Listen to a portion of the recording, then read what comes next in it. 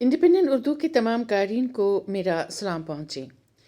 जम्मू कश्मीर में चंद हफ्तों से बुलडोज़र से घरों के मुनहदम या ज़मीन से बेदखल करने की वीडियोज़ देखकर ये अख़ज़ करना मुश्किल नहीं कि अनकरीब ही आबादी का एक हिस्सा सड़कों या गली कूचों में पनाह ले रहा होगा या बकौल एक मकामी सहाफ़ी रोहिंग्या मुसलमानों की मानंद लाइन ऑफ कंट्रोल की जानिब भाग रहा होगा। अवामी हलकों में इंतहाई तशवीश पाई जाती है कि हिंदुत्व के एजेंडे के तहत मकामी लोगों को ज़मीन से बेदखल करके यहाँ गैर कश्मीरियों को बसाए जाने का अमल शुरू किया गया है। वाज़ेह रहे मरकज़ी हुकूमत ने खित्ते के 20 अजला में मकामी इंतज़ामिया को मुतहरिक कर दिया है कि वो सरकारी ज़मीन पर इमलाक या नाजायज़ तजावज़ात को गिराकर ज़मीन वापस हासिल करने की कार्रवाई पर सख्ती से अमल करे। जम्मू कश्मीर की उस दिलदोज़ कहानी का ख़ात्मा ही नहीं हो रहा है जो साम्राज्यी ताकत ने 1847 में 75,000 नानक शाही लेकर इंसानों और इनकी ज़मीन की खरीदो फरोख्त से शुरू की थी, जिस पर हफीज़ जालंधरी ने 75 लाख का सौदा नज़म लिखकर दिल की भड़ास निकाली थी। मुल्क मिल्लत कौम मालो जहाँ 75 लाख में, हाँ 75 लाख में, हाँ हाँ 75 लाख में। पंजाब के महाराजा रंजीत सिंह और उनके दरबारी कमांडर महाराजा गुलाब सिंह के दरमियान तलखी न हुई होती तो शायद गुलाब सिंह न इस खत्ते के मालिक बन गए होते, न कश्मीर का सौदा हुआ होता और न इस सरजमीन का झगड़ा इतना तूल खींचता। महाराजा दौर में गैर मुनकसिब पंजाब के ताजरों का कश्मीर आना जाना रहता था और इनमें से बाज यहाँ सुकूनत भी इख्तियार करने लगे थे। चूँकि महाराजा के दरबार में जम्मू के डोगरों और कश्मीरी पंडितों की खासी तादाद मौजूद रहती थी, लिहाजा उन्होंने पंजाबियों को रोकने के लिए महाराजा पे शहरियत का खसूसी कानून लागू करने पे जोर डाला। यही कानून 47 के बाद इलाक़े हिंदुस्तान का हिस्सा बना, जिसको 5 अगस्त 2019 को ख़त्म किया गया।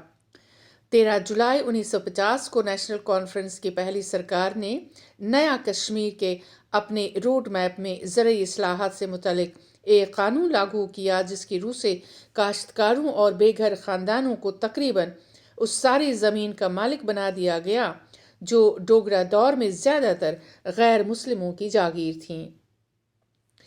ये बात काबिल ज़िक्र है कि सन 50 में जम्मू कश्मीर की 22 लाख हेक्टेयर अराजी पे महज 396 जागीरदारों का कब्जा था, जबकि 7 लाख कश्मीरी मुसलमानों के पास कोई ज़मीन या जायदाद नहीं थी और जम्मू में 2.5 लाख निचली ज़ात वाले हिंदू बेघर और बेआसरा थे।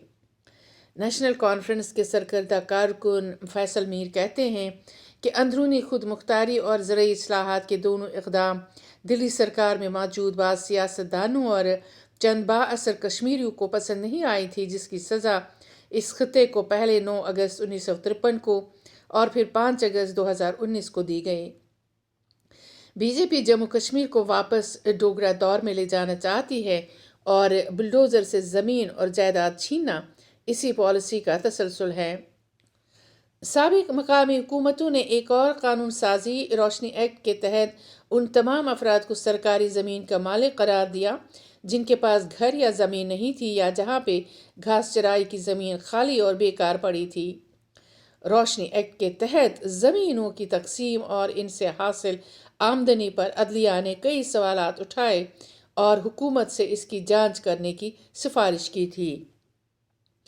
मकामी इंतज़ामिया बार बार कहती है कि वो नाजायज़ कब्ज़े और तजावुज़ात के ख़िलाफ़ बुलडोज़र इस्तेमाल कर रही है और इसका हदफ महज बददियानत सियासतदान और लैंड माफिया है, मगर बाज़ अवामी हलकों के मुताबिक बेशतर इलाकों में गरीब गुरबा के मकान और झोंपड़ियाँ इसकी जद में लाई जा रही हैं।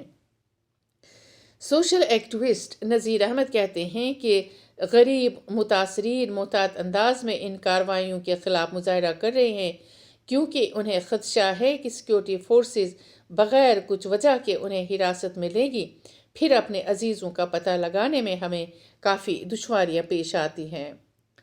समाजी कारकुनों के एक ग्रुप ने बुलडोज़र पॉलिसी के ख़िलाफ़ दिल्ली के जंतर मंतर पर एहतजाज और भूख हड़ताल शुरू की है, जिसकी क़यादत सरकर्दा समाजी कारकुन वक़ार एच भट्टी कर रहे हैं। وہ کہتے ہیں کہ بلڈوزر پالیسی خطے کا مسلم کردار ختم کرنے کے لیے شروع کی گئی ہے۔ کشمیریوں کی زمین پر انڈیا کے غیر مسلموں کو بسانے کا عمل جاری ہے۔